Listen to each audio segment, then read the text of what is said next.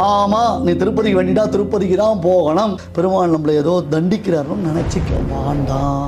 அனாத ஆசிரமத்துக்கு சாப்பாடு போடலாம், ஆனால் இதெல்லாம் ஸ்ராத்தம் பண்ணிட்டு பண்ண வேண்டிய காரியம். ஸ்ராத்தத்துக்கு இது ஆல்டர்னேட்டிவ் இல்லை.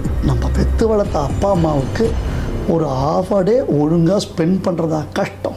பத்மா ஃப்ரம் பெருங்குடி அவள் என்ன கேட்டிருக்கா அப்படின்னா, இப்போ நம்ம சில கோவில்களுக்கு ஒரு பரிகாரமாக சில இதெல்லாம் வேண்டிக்கிறோம். நம்ம இந்த மாதிரி நடந்தால் இப்படி பண்ணுறோம் அப்படி பண்ணுறோன்னு சில பல காரணங்களால் நம்மளால் அந்த இப்போ நம்ம திருப்பதிக்கு வேண்டிக்கிறோம் வச்சுக்கோங்களேன், போக முடியாமல் போச்சுன்னா ஒரு வயதின் காரணமாகவோ வியாதியின் காரணமாகவோ போக முடியாமல் போயிடுத்துனாக்க மற்ற பல கோவில்களிலே அந்த பிரார்த்தனையை நிறைவேற்றலாமா, இல்லை அந்த கோவிலுக்கு தான் போகணுமா, இல்லை வேற விதமாக அதை நிறைவேற்றுறதுக்கு எதான இது இருக்கா, சாத்தியக்கூறுகள் இருக்கிறதா? இப்போது ஒரு நீங்கள் சொல்கிறதா திருப்பதிக்கு வேண்டின்ட்டா திருப்பதிக்கு போக முடியலன்னா நான் இப்போ போய் தான் ஆகணும்னு சொன்னால் என்ன பண்ண போகிறா? அதெல்லாம் முடியாது. திருப்பதிக்கு தானே வேண்டின்ட்டேன், நீ திருப்பதிக்கு தான் போகணும் அப்படின்னா என்ன பண்ணுவா தெரியுமா இல்லையோ? அடுத்த சுவாமிகிட்ட இன்னொரு இன்டர்வியூவில் இன்னொரு இதே கேள்வியை திருப்பி கேட்பான். ஏன்னா மக்களுடைய மனோநிலை என்னென்னா, அவள் எக்ஸ்பெக்ட் பண்ணுற ஃபேவரபுளான ஆன்சர் வர வரலும் இந்த கொஷின் இப்போ ட்ராவல் ஆகிட்டே தான் இருக்கும். இல்ல அப்படி இல்ல, ஒரு பயம் இருக்கு இல்லையா, ஐயோ நம்ம அந்த கோவிலுக்கு வேண்டிட்டோமே நம்மளால பண்ண முடியலையே அப்படின்னு ஒரு பயம். அதுதான் நான் ஆன்சர் பண்றேன். ஏன்னா நீங்க கேள்வி கேட்குறீங்க, நாங்க பப்ளிக்கை டெய்லி ஃபேஸ் பண்ணிட்டு இருக்கோம். இந்த கேள்வியை 10,000 பேர் எங்களை கேட்குறா, 10,000 தடவை பதில் சொல்கிறோம். அவன் இன்னும் அடுத்த லெவலில் இன்னொரு சுவாமி வந்து அதே கேள்வி தான் கேட்பான். புரியுறதா? ஏன்னா அவளுக்கு என்ன தெரியுமா, நீ பண்ணால் தப்பு இல்லை, ஒன்றும் கவலைப்படாத அப்படின்னா, அவாடா நமக்கு ஒன்றும் பிரச்சனை இல்லை, அவர் சொல்லிட்டார் அதனால் நாம் பண்ண போகிறோம் அப்படின்னு அதை அப்படி ட்ரான்ஸ்ஃபர் பண்ணுறதுக்கோசரம் இது. ஓகே இருங்கோ, நான் தோஷமாக சொல்லலை, இதெல்லாம் நான் இந்த வேடிக்கையெல்லாம் அப்சர்வ் பண்ணிட்டு தான் நான் சொல்கிறேன். ஆமாம், நீ திருப்பதிக்கு வேண்டிட்டா திருப்பதிக்கு தான் போகணும் அப்படின்ட்டா எப்படி சுவாமி போகிறது? அதெல்லாம் இப்போ முடியுமா? அதெல்லாம் முடியாது. அப்போ என்னது கேள்வி? நீங்கள் பண்ணுறத பண்ண தானே போகிறீங்க. கேள்வி கேட்குறதுனுடைய நோக்கம் என்னென்னா, அதை நாம் ப்ராக்டிஸில் கொண்டு வரணுன்றது இருக்கணும். சில விஷயங்கள் இம்ப்ராக்டிக்கலாக நாங்கள் பதில் சொல்லிட்டோன்னா அப்போ அவன் என்ன பண்ணுவான், ஜோசியர்கிட்ட டாக்டர்கிட்ட சாஸ்திரத்தை தெரிஞ்சவகிட்ட தங்களுக்கு ஃபேவரபுளாக ஆன்சர் வரவர்களும் போயிட்டுருப்பான். இந்த டாக்டர் ஒரு பார்த்துட்டு, இல்லை உனக்கு உடம்பு சரியில்லைனா ஓகே நம்ம எதுக்கும் ஒரு எக்ஸ்பெக்ட் ஒப்பீனியன் ஒன்று கேட்போம், செகண்ட் ஒப்பீனியன் ஒன்று போகும். இதுதான் விஷயம். அங்கே போனோடனே அவரில் அதெல்லாம் ஒன்றும் இல்லைன்னு பார்த்தியா தெரியும், எனக்கு இதான் கரெக்டு. இப்போ என்ன ஏபிஎம் சுவாமி வந்து, சார் ஏபிஎம் சுவாமி அப்படிலாம் இல்லை, அவர் சும்மா ஏதோ கதை அடிச்சுட்டார், அவர் இந்த சுவாமி நல்லா படித்தவர், இவர் தான் கரெக்டாக சொல்லுவார். இப்போ நமக்கு சர்டிஃபிகேட் வேறு கொடுப்பான். கரெக்டாக எல்லாத்துக்கும் முடியலைன்னா அதுக்கு ஆல்டர்னேட்டிவ்ஸ் கொடுத்துருக்கா நம்ம பெரியவா. அதான் ஓகே. பாருங்க, உக்காந்துண்டு ஆச்சமனம் பண்ணுன்னு இருக்குது சந்தியாவந்தனத்தில், நிந்துண்டு அர்க்கிய பிரதானம் பண்ணுன்னு இருக்குது சந்தியாவந்தனத்தில். ஒருத்தருக்கு எழுந்தே நிற்க முடியல, அப்போ சந்தியாவந்தனம் பண்ண வேண்டாம்னு சொல்லணுமா அவருக்கு? இயலாமை என்பது குளிக்காமல் காரியம் பண்ணாது என்று ஒருத்தருக்கு 104 டிகிரி ஜுரம், அவரை குளின்னு சொல்லலாமா? இயலாமை என்று வரும் பொழுது அதற்கு உரிய மாற்று ஏற்பாடுகள் இருக்குது. நீ திருப்பதி போல, நான் கும்பகோணம் போனேன், உப்பிலியப்பன் கோவிலில் போய் அந்த பிரார்த்தனையை செலுத்திட்டேன், அந்த பெருமாளை நினச்சிக்கோ, வேறு என்ன பண்ண சொல்கிற? வேறு இதில் நான் மட்டும் என்ன சொல்ல முடியும்? நான் முரட்டுத்தனமாக சொன்னாலும் தப்பு, ரிலாக்ஸேஷன் சொன்னாலும் தப்பு. எங்களை எம்பராஸ் பண்ணாதீங்க. இது பாருங்க, இதெல்லாம் யாரும் நான் ஓப்பனாக சொல்லுவேன். நீங்கள் எவ்வளோ பெரிய வாழ்க்கை இன்டர்வியூ எடுத்திருக்கீங்கோ, இந்த தடாலடிலாம் உங்களுக்கு வந்திருக்காது இல்லையா? அதுதான் சார் உங்களோட இன்டர்வியூடைய ஸ்பெஷாலிட்டியே அதுதான் சார். நீங்கள் போகிறீங்க ஒரு பெருமாள் சன்னதிக்கு தானே போகிறீங்க, அதுவே முடியல, ஆற்று திருக்கோட்டில் ஒரு பெருமாள் சன்னதி இருக்குது, சரிப்பா பெருமாளை எனக்கு அவ்வளோதான் முடியாது, நான் வேண்டிட்டேன், உண்மையில் அதை பண்ணணும் தான் ஆசைப்பட்டேன், என்னால் முடியலை, நான் என்ன பண்ணுறது? சரி இப்போ இங்கே சமர்ப்பிக்கிறேன். ஒருவேளை ஒரு சக்தி வந்ததுன்னா அப்போ அங்கே வரைச்சே மறுபடியும் சமர்ப்பிக்கிறேன். அங்கே வந்துட்டு அதான் ஏற்கனவே அங்கே கொடுத்துட்டேன், அதை கொஞ்சம் அட்ஜஸ்ட் பண்ணிக்குவேன், அந்த அக்கௌண்ட் நம்பர் வாங்கி நீ கிரெடிட் பண்ணிக்குவேன்னு சொல்லக்கூடாது. கரெக்ட். மனுஷ புத்தி சில சமயம் நினைக்க கூடியது தான் நீங்கள் சொல்றீங்க. ஏன்னா ஆமாம், போன கேள்விக்கு ஒன்று கேட்டல, பூக்காரி கேள்வி. ஆமா. இப்போ ஒரு கேள்வி கேட்குறேன். ஒருத்தர் பையனுக்கு கல்யாணம் ஆகணும்னு வேண்டிக்கிறார். பெருமாள் கிட்ட என்ன வேண்டிக்கிறார் அப்படி கேட்டால், என் பையனுக்கு கல்யாணம் ஆச்சுன்னா நான் உனக்கு கல்யாண உற்சவம் பண்ணி வைக்கிறேன்றார். நான் என்ன கேட்குறேன், பெருமாளுக்கு அந்த கல்யாண உற்சவத்தை பண்ணி வச்சுட்டு வேண்டிக்கோ. ஓகே. கல்யாணம் ஆன பிறகு தம்பதியோட மறுபடியும் ஒரு கல்யாண உற்சவம் பண்ண, பியூட்டிஃபுல். அப்போ மட்டும் அந்த ஒரே ₹1 கவர்மெண்ட்டில் ₹1 அச்சடிக்கிறது எதுக்கோசரம் தெரியுமோ இல்லையோ, நம்ம வேண்டுதலுக்கு முடிஞ்சு வைக்கிறது தான். ஏன் ஒரு ₹10,000 முடிஞ்சு வைங்க. எங்கள் காலத்துலேயும் ₹1 தான் முடிஞ்சு வைக்கிறோம். நான் அதையும் ஓப்பனாக சொல்கிறேன். இல்லை சார், அது ஒரு சிம்பாலிக், அதாவது நினைத்துட்டு இது நமக்கே சில சமயத்தில் நம்ம இதை நிறைவேற்றினியான நான் உனக்கு கல்யாண உற்சவம் பண்ணுறேன். அது கரெக்ட். ஏன் அந்த கல்யாண உற்சவத்தை ஒரு தடவை பண்ணி வச்சுட்டு, பெருமாளே உனக்கு கல்யாண உற்சவம் பண்ணி வச்சேன், என் பையனுக்கு நல்லபடியாக ஒரு கல்யாணத்தை பண்ணி வை, அடுத்தது தம்பதியாக அவள் அழைச்சிருந்து மறுபடியும் உனக்கு ஒரு கல்யாண உற்சவத்தை பண்ணுறேன். இது எப்படி இருக்கு இந்த பிரார்த்தனை?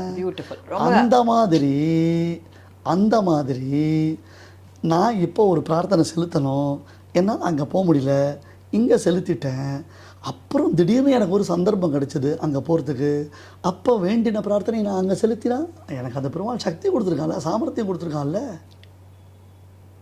சொல்லுங்க, சில சமயம் உனக்கு பிடிச்சிருக்கோ பிடிக்கலையோ, வீட்டு வரி, வாடகை வரி, அப்புறம் எலக்ட்ரிக் பில்லு மேலே டபுள் ஆக்கிட்டுனா, ஒரு சிலிண்டரை விலை ஏறிட்டுனா கொடுக்காமல் இருக்க முடியறதா? பெருமாள்கிட்ட ஒன்று அந்த பெருமாள்கிட்ட கொடுத்துட்டோம் இல்லையோ, நீ கொஞ்சம் என்ன அட்ஜஸ்ட் பண்ணிக்கோ, ஏன்னு சொல்கிறோம். தப்பு. கரெக்ட். இது ரொம்ப அழகான பாயிண்ட். இப்போ நீங்கள் சொன்னது, ஒரு நிறைவேற்றிட்டு அவர்கிட்ட கேளு அப்புறம் திருப்பி பண்ணு அப்படின்றது ரொம்ப அழகாக இருந்தது நீங்கள் சொன்னது. அது எல்லாரும் கொஞ்சம் மனசில் வாங்கிக்கணும் அந்த பாயிண்ட்டை அப்படின்னு நான் எல்லா ரசிகர்களையும் கேட்டுக்கொள்கிறேன். நம்ம ரசிகர்கள்ட்ட இன்னொன்று சொல்கிறேன், இப்போ இந்த கேள்விகள் வருது இல்லையா, இந்த மாதிரி பல கேள்விகளுக்கு பல சந்தர்ப்பங்களில் நான் விட கொடுத்துருக்கேன். என்ன பண்ணுறோம், நாம் பார்த்து சாட்டிஸ்ஃபை ஆகிறதோடு விட்டுறோம். நாம் இதை பிரச்சாரத்தில் எடுத்துன்னு போகணும்.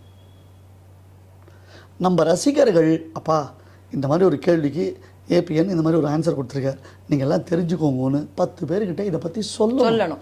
இது ஏபிஎனுக்கு பப்ளிசிட்டிக்கோசரம் நான் சொல்லலை, மக்களுடைய இக்னோரன்ஸுக்கு இந்த இடத்துல ஆன்சர் இருக்கு அப்படின்னு தெரிய வைக்கிறதுக்கு. அதுக்கு தானே நீங்கள் போடுறீங்க யூடியூப். கண்டிப்பாக. இல்லைன்னா நீங்கள் தனியாக வந்து என்னை கேட்டுன்னு போகிறீங்க, நீங்கள் தனியாக அதை நடத்த போகிறீங்க. ஏன் பப்ளிக்கில் வந்து ஒரு கேள்வி கேட்டு அதை யூடியூப்பில் போடுறீங்க? நீங்கள் போய் ரீச் ஆகணுன்றதுக்கோசரம் தானே. இப்போ நான் மட்டும் பார்த்து லைக் பண்ணுங்க, சப்ஸ்கிரைப் பண்ணுங்க, பட்டன் அமுக்குங்க. 10 பேருக்கு நான் இதை வந்து சொல்லணும். ஓகேவா? அப்போ தான் இந்த ரெப்யூட்டேஷன்ஸ் ஆஃப் கொஷின்ஸ் வராது. ஆமாம், கரெக்ட். அது நீங்கள் சொல்கிற மாதிரி சில பேர் சில சேனலில் பார்ப்பா, சிலதை பார்க்கறது இல்லை, அவளுக்கு அந்த ஒரு டவுட். நியாயமான விஷயம். ஆமாம், அது தப்பு சொல்லலை. இது எல்லாரும் பரவி பகிர்ந்துக்கணும்னு சொல்கிறேன். கண்டிப்பாக. அடுத்து ஜெயஸ்ரீ ஃப்ரம் துரப்பாக்கம். அவள் என்ன கேட்டிருக்கான்னா, நான் வந்து நிறைய கோவில்களுக்கு போகிறவோ, அங்கே போய் நன்னா பெருமாள்லாம் சேவிச்சுட்டு வரேன். ஆனால் வெளியில் வந்தவொடனே கொஞ்சம் நேரத்தில் என்ன ஆயிடுது, எனக்கு பெருமாளுடைய திவ்ய விக்கிரகத்தோடைய ஒரு அனுபவம் மறந்து போய்டுறது. அதாவது பெருமாள் வந்து அபயஹஸ்தத்தோட இருந்தாரா, வரதஹஸ்தத்தோட இருந்தாரா, இந்த மாதிரிலாம் என்னால் ரிகலெக்ட் பண்ண ட்ரை பண்ணால் சில கோவில்களில் வரமாட்டேன்றது. இது வந்து என்னோட பக்தியின் குறைபாடா அப்படின்னு கேட்டிருக்கா. ப்ராக்டிஸ் மேக்ஸ் பர்ஃபெக்ஷன், வேறு ஒன்றும் இல்லை. இது சிம்பிள். இது பகவத்கீதையில் பெருமாள் பதில் சொல்லுங்க. அவன் புருஷால் யாருமே கேள்வியை கேட்கறது இல்லையா? கேட்டிருக்காரு, பின்னாடி 2 பேர் கேட்டிருக்கா. ஸ்ரீனிவாசன் ஒருத்தர் கேட்டாரு, ஒருத்தர் போலாம் ஒருத்தர். சரி, இருக்கட்டும், சந்தோஷம். நான் வேடிக்கைக்கு தான் சொன்னேன். இதெல்லாம் வந்து லேடிஸ்க்கு தான் சார் ரொம்ப சந்தேகம் வருங்க. அவள் எப்போவுமே சந்தேகத்திலே இருக்கிறவா. அதாவது இப்படி எடுத்துக்கோங்க, நீங்கள் ஒருத்தருக்கு வீசிங் ப்ராப்ளம் வருதுன்னா நெப்ளைசர் வச்சுக்கிறோம். நெப்ளைசர் இருக்கிறவரெலாம் அவளுக்கு அந்த வீசிங் ப்ராப்ளம் வரல. நெப்ளைசர் எடுத்த உடனே கொஞ்சம் நேரம் சௌரியமாக இருக்கும் சில சமயம், அப்புறம் திருப்பியும் அவளுக்கு அது வருது. அந்த மாதிரி நம்ம பகவான் அனுபவிக்கும் பொழுது அப்போ நமக்கு ஒரு ஃபீல் வருது, அதை அனுபவிக்கிறோம். அப்புறம் வெளியில் வந்த உடனே மற்ற டிஸ்ட்ராக்ஷன்ஸ் நமக்கு மறுபடியும் வந்து சேர்ந்துருது. இதுக்கு பெருமாள் மன்மனாபவ மத்பக்தா மத்யாஜி மாம் நமஸ்குருன்னு திருப்பி திருப்பி ப்ராக்டிஸ் பண்ணுன்னு சொல்கிறான். இங்கே பாருங்களேன், நான் இதுக்கு முன்னாடி ஒரு ஸ்லோகம் சொன்னேன், ஞாபகம் இருக்கா உங்களுக்கு? அன்கத் பூர்ணா தபாம் கும்பாத்துன்னு ஒரு ஸ்லோகம் சொன்னேன், ஞாபகம் இருக்கா உங்களுக்கு? சொன்னீங்க, ஆனால் நிஜமாக வார்த்தைகள் நினைவில்லை இல்லையா? சமைக்கணும். இல்லை இல்லை, நான் அதுக்கெல்லாம் இல்லை. இப்போது அப்படியே நான் ரோட்டில் போயிட்டு இருக்குச்சே, ஒரு டீ கடையில் ஒரு சினிமா பாட்டு வரும், நான் வந்து வழி கேட்குறதுக்கு கார் டோரை திறந்து அவகிட்ட வழி கேட்டிருப்பேன். அந்த ஒரு 25-30 செகண்டில் என் காதில் அந்த பாட்டு விழுந்திருக்கு. அப்புறம் நான் காரை ஓட்டின்னு போயிட்டேன். 3 hours 4 hours கழிச்சு என்னை அறியாமல் அந்த பாட்டை நான் ஹம் பண்ணுறேன். கண்டிப்பா நிறைய பேர் எக்ஸ்பீரியன்ஸ் பண்ண விஷயம் இது. எக்ஸாக்ட்லி லிரிக்ஸ் எனக்கு இல்லைனாலும் through by the tune or something whatever it maybe எதையோ நான் ஒரு ஹம் பண்ணுறேன் இல்லையா? ஏன்னா நம்ம மைண்டு அதிலெல்லாம் நிறைய பழகிருக்கு. இந்த ஜென்மாவில் மட்டும் இல்லை, ப்ரீவியஸில் எவ்வளோ பழகிடுது. இப்போ தான் இந்த ஜென்மாவில் தான் பெருமாளை சேவித்து அனுபவிக்கிற பழக்கத்துக்கு கொண்டு வந்துட்டுருக்கோம். அது கொஞ்சம் டைம் எடுக்கும். அதுக்கும் பக்தி இல்லைன்னோ தோஷம்னோ தெய்வ குத்தம்னோ பெருமாள் நம்மளை ஏதோ தண்டிக்கிறாருன்னு நினச்சிக்க வேண்டாம். Okay, practice practice practice. அதாவது அந்த கோவில்களுக்கு அடிக்கடி போனால் அந்த உருவம் நம்ம மனசில் தங்கும் அப்படின்ற மாதிரி சொல்கிறேன். திருப்பி திருப்பி அதை சேவித்து பழகிக்கோங்க. அப்படி தான் பழகணும், அப்படி தான் அனுபவிக்கணும். ஓகே, அதுதான் அனுபவம். மையேவ மன ஆதத்ஸ்வ மய புத்திம் நிவேஷய. திருப்பியும் இதெல்லாம் பெருமாள் ஆமாண்டா அர்ஜுனா, மனசு குரங்கு, அது வந்து மாறிட்டே இருக்கும், சேனல் திருப்பிகிட்டே இருக்கும். இன்றைக்கி டிவி ஓடுறது, டிவி ஆன் பண்ணிவிட்டு கையில் ஃபோனை வச்சுட்டு நாம் உட்காந்துருக்கோம். அதுலேயும் கான்சன்ட்ரேஷன் இல்லை, இதுலேயும் கான்சன்ட்ரேஷன் இல்லை. அப்போ மைண்ட் எப்படி இருக்கும்? எதுலேயோ படித்தோமே. இதுக்கு முன்னாடி எனக்கு ஒரு 200 டெலிஃபோன் நம்பர் ஞாபகம் இருந்தது. கண்டிப்பாக வித் பின்கோடு. ஆமாம், பெங்களூர்னா இது கோடு, மைசூர்னா அது கோடு, டெல்லினா அது கோடு, பாம்பேனா ஒரு கோடு ஞாபகம் இருந்தது. இப்போது என் ஃபோன்லேயே ஒய்ஃப் ஓல்டு ஒய்ஃப் நியூன்னு வேறு வச்சு. நல்ல வேளை நீங்களான அப்படி கொடுத்துருந்தீங்க. இன்னொருத்தர் ஒரு உபன்யாசத்துல ரொம்ப சுவையா சொன்னார், ஒய்ஃப் 1 ஒய்ஃப் 2, அதாவது நம்பர் அவளுடைய ஒய்ஃப் ஓல்டு ஒய்ஃப் நியூ அப்படின்னு கொடுத்துருந்தா. அதனால ஞாபகம் இல்லை. கரெக்ட். நம்ம 30 செகண்டுக்கு மேலே போகிறது. இப்போ நம்ம வீடியோ கொடுக்குறோம், நீங்கள் யோசிச்சு பாருங்க. இந்த கேள்விகள் எல்லாம் நான் 2.5 மணி நேரம் உபன்யாசத்தில் பல சபைகளில் சொல்லியிருக்கேன். ஆனால் இந்த 15 நிமிஷம் அதில் ஒரு கேள்விக்கு ஒரு ஆன்சர், அப்படித்தான் மக்கள் மனசில் பதிகிறது. இன்றைக்கி ரீடு மோர்னு வந்தாலே போயிடும் அவளுக்கு. கரெக்டு. ஃபார்வர்ட் கல்ச்சர்னா without reading the message I am forwarding it to you. அப்படி ஆகிடுது. ஃபார்வர்ட் திங்கிங் தான். அதில் 10 நிமிஷத்துக்கு மேலே ஒதுக்க முடியறதில்ல அவளால். அதிகம். ஏன்னா நீங்கள் யூடியூப்லாம் இருக்கிறதுனால how many R login, how many are listening, how many are learning, நம்ம ஈஸியாக ஸ்ட்ராட்டஜி போடலாம். அது இல்லை. அடுத்தது செல்லப்பான்றவர் ஒரு கேள்வி கேட்டிருக்கார். இப்போ ஏதோ ஒரு சந்தர்ப்பத்தினால ஒரு ஆற்றுல ஒரு தவசம் ஸ்ரார்த்தம் பண்ண முடியாமல் போகிறது, அதை வந்து நம்ம கோவில் அந்த மாதிரி தளிக விடலாமா, இல்லை ஒரு அநாத ஆசிரமத்துக்கு கொடுத்துடலாமா, இல்லை வெறும் பசுமாட்டுக்கு ஏதாவது வாங்கி போட்டுட்டு புல்லோ இல்லை ஆத்திக்கரையோ அந்த மாதிரி நிறைவேற்றிக்கலாமா அப்படின்னு கேட்குறார். அவசியம் கோவிலில் தளிக விடலாம், பசுமாட்டுக்கு ஆத்திக்கரை வாங்கி தரலாம், அநாத ஆசிரமத்துக்கு சாப்பாடு போடலாம். ஆனால் இதெல்லாம் ஸ்ராத்தம் பண்ணிவிட்டு பண்ண வேண்டிய காரியம். ஸ்ராத்தத்துக்கு இது ஆல்டர்னேட்டிவ் இல்லை. ஸ்ராத்தத்தை என்னால் பெருசாக பண்ண முடியாது, 4 சுவாமிகளை வச்சு பண்ண முடியாது அப்படின்னா அதுக்கு சில எக்ஸம்ஷன் கொடுத்துருக்கா. எப்படி தர்ப்பண ரூபமாக பண்ணணும், ஆம ரூபமாக பண்ணணும்னு, அதெல்லாம் அந்தந்த சுச்சுவேஷனில் தகுதி வாய்ந்த பெரியவாளை கேட்டுட்டு தான் பண்ணணும். ஏபிஎன் யூடியூப்பில் சொல்லிட்டாருன்னு எடுத்து போகாதீங்க, அது தப்பு. ஸ்ராத்தம் பண்ணி தான் ஆகணும். நான் ஸ்ராத்தம் பண்ணாமல் இருக்கிறதுக்கு எக்ஸம்ஷன் வாங்கிறதுக்கோசரம் நான் பசுமாட்டுக்கு ஆத்திக்கரை கொடுக்குறேன், அனாத ஆசிரமத்துக்கு சாப்பாடு போடுறேன்றது இல்லை. அது நிச்சயமாக அது பர்மிஷன் கிடையாது. ஏனக்கேனாப்பி பிரகாரம் ஏதோ ஒரு விதத்தில் நாம் ஸ்ராத்தம் பண்ணி தான் ஆகணும். நான் கேட்குறேன், பர்த்டே கொண்டாட முடியலன்னு ஒருத்தர் கூட சொல்கிறதில்ல சார். அந்த ஏற்றி வச்ச விளக்க ஊதி அணைக்கிறது அவ்வளோ சந்தோஷம் அவளுக்கு. ஃப்ரெண்ட்ஸ்லாம் கேட்பா சார், ரிலேட்டிவ்ஸ்லாம் கேட்பா சார், ஒரு கெட் டுகெதர் வைக்க வேணாமா சார் அப்படின்னு. பர்த்டே கொண்டாடுறதுல உனக்கு முடியறது, நம்ம பெற்று வளர்த்த அப்பா அம்மாவுக்கு ஒரு ½ டே ஒழுங்காக ஸ்பெண்ட் பண்ணுறதா கஷ்டம்.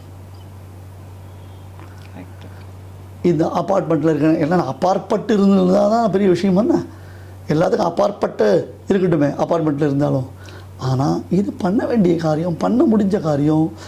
அதில் சூக்ஷ்மமான தர்மங்களை அந்த சமயத்தில் பெரியவா கிட்ட கேட்டு தெரிஞ்சுக்கோங்க. இந்த யூடியூப்பை பிரமாணமாக வச்சுக்காதீங்க. கரெக்ட். பித்ருக்கர்மாக்களை நாம் பண்ணணும். ஸ்ரத்தையோடு பண்ணுறதுனால தான் அதுக்கு ஷாத்தம்னு பேர். ஒன்றுமே இல்லைன்னா ஒரு பயத்தம்பருப்பை வச்சு ஒரு வேக வச்சுட்டு ஒரு சாரத்தை வெடித்து ஒரு செடியில் கிடைக்கிற ஒரு பிரண்டையை வச்சு ஒரு தொகையில் அரைச்சா ஒரு பிராமணனை வச்சுட்டு ஒரு ஹோமத்தை பண்ணி ஒரு சாரம் போடணும். இது பண்ணணும். திருப்பி சொல்கிறேன், இது நம்ம ஜஸ்ட் லைக் தட் சொன்னேன், இது பிரமாணமாக நான் சொல்லலை, இதில் உள்ள விஷயங்கள் இருக்குது. ஆனால் சாத்தம் பண்ணாமல் இருக்கக்கூடாது. ஒரு சாத்தத்து சமயத்தில் தீட்டு வந்துருத்துனா கூட தீட்டு போன உடனே அன்றைக்கி சாத்தம் பண்ணணும்னு இருக்குது. கரெக்ட். பெரியவாட்ட கேட்காம நாமளாக ஒன்று இஷ்டத்துக்கெல்லாம் சொல்லக்கூடாது. என்னால் முடியல, நான் ஏதாவது பண்ணி தொலைச்சிட்டு போகிறேன் அப்படின்னு உள்ளாமே தோறுது. பண்ணால் பரவாயில்ல, நான் இன்னொருத்தருக்கு சொல்லக்கூடாது. தப்பு அது. நான் தப்பு பண்ணிவிட்டு அதை நியாயப்படுத்துறதுக்கோசரம் இன்னும் 10 பேர் அதே மாதிரி பண்ண வச்சுட்டேன்னா சரியாக போயிடுமா? அதை பண்ணக்கூடாது, அதை பண்ண வேண்டாம். ஓகே. அப்புறம் சுதா ஃப்ரம் நங்கநல்லூர், அவள் என்ன கேட்டிருக்கன்னா, இப்போ நம்ம இங்கே திருப்பலானியில் போயிட்டு சேத்து சமுத்திரம் இது பண்ணி அங்கே ஸ்ராத்தம் பண்ணுறோம். அதே மாதிரி கயாவில் போய் ஸ்ராத்தம் பண்ணுறோம். இப்போ இங்கே பண்ணிவிட்டு அங்கே பண்ணணுமா, அங்கே பண்ணிவிட்டு இங்கே பண்ணணுமா, இல்லை ஏதாவது ஒரு இடத்துல பண்ணால் போருமா அப்படின்ற ஒரு சந்தேகம்.